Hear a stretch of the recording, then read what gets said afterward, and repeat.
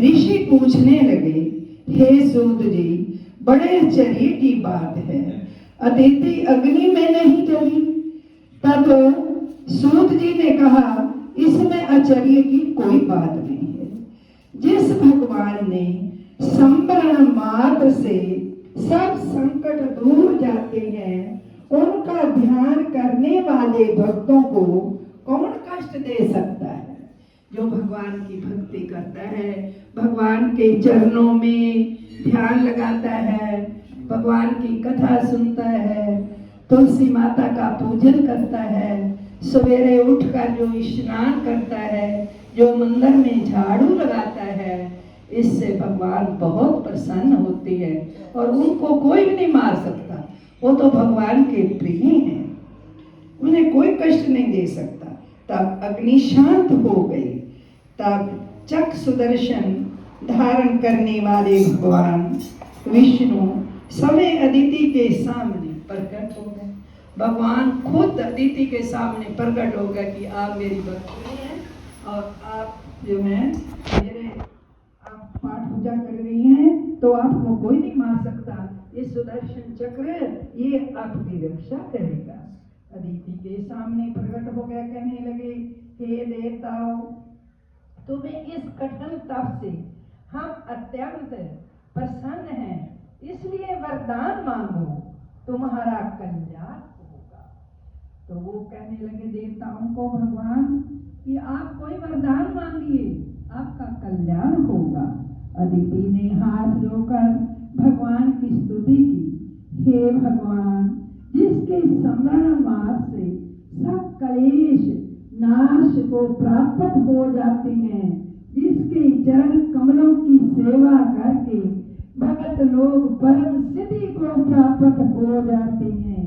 यज्ञ से सिद्ध यज्ञ के प्रबोध करता, जिनकी माया को ब्रह्मा आदि देवता भी नहीं जान सकते, जिनके मन में सूर्य चंद्रमा, मुख में ब्राह्मण, भुजाओं में क्षत्रिय, जगह में वैश्य तथा पैरों में शूद्र उत्पन्न हुए हैं, ऐसे भगवान को नमस्कार है।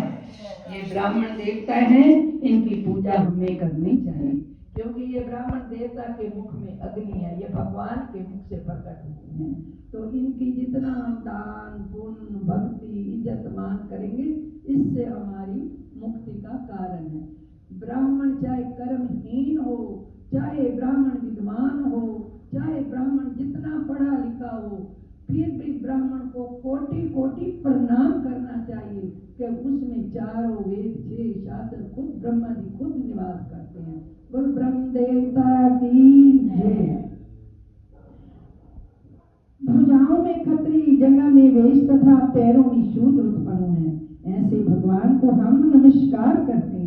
भगवान देवता, नदी, समुद्र आप ही हैं, तब आप हमारे पुत्रों की रक्षा कीजिए। भगवान से अदिति प्रार्थना कर रही है, हे भगवान, आप नदी हैं, आप समुद्र हैं, आप भगवान हैं, आप सब कुछ हैं, आप मेरे पुत्रों की रक्षा कीजिए। हर माँ जिसका बेटा संकट में होता है, हर माँ भगवान के आगे प्रार्थना करती है, हे भगवान, मेरे पुत्रों को हर संकट से बचाइए। भगवान आप अंतर्यामी हैं, सभी कुछ जानते हैं, ऐसे मेरे पुत्रों को अखंड राज दीजिए। अदिति कहती है, हे भगवान, आप सब कुछ जानते हैं, मेरे पुत्रों को अटंक राज दीजिए, जो सारी जिंदगी राज करते रहें। अदिति के ऐसे प्रेम भरे वचन को सुनकर भगवान कहने लगे कि हे देवताओं, हम भी तुम्हारे यहाँ जन्म लेकर तुम्हारे पुत्रों की रक्षा करेंगे। भगवान वचन देते हैं कि हम भी जन्म लेकर आपके पुत्रों की रक्षा करेंगे। तो अदिति कहने लगी, हे भगवान, जो संपूर्ण सृष्टि के धारण करने वाले, जिसके रोम रोम में ब्रह्मांड समाया हुआ है, उनको मैं कैसे धारण कर सकती हूँ। अदिति कहने लगी, हे भगवान, जिसमें इतना बड़ा ब्रह्मांड समाया है, जिसमें सारा जगत समाया है, जिसमें सब देवता समाये हैं, उसको अपने गर्भ में कैसे धारण कर सकती हूँ। ऐसे अदिति के वचन सुनकर भगवान कहने लगे, हे अदिति माता, पिता, गुरु, अतिथि तथा ब्राह्मण को जो सेवा करते हैं वह सदैव मुझको धारण करते हैं। जो ब्राह्मण की सेवा करता है, गुरु की सेवा करता है, भगवान की सेवा करता है, वो सभी हमें धारण करते हैं। तुलसी और गौ की रक्षा करने वाले भी मुझको धारण करते हैं। तो मैं तुम्हारा पुत्र होकर शत्रु कुल का नाश करूंगा। मैं आपका पुत्र पेट से जन्म लूंगा और तुम्हारे शत्रुओं का नाश करूंगा। यह कहकर अपने कंठ की माला लेकर भगवान अंतर ध्यान हो गए। उनके पश्चात दक्ष की कन्या अर्थात देव माता अदिति भगवान को नमस्कार के अपने आश्रम को चली गई। बोल श्री नारायण भगवान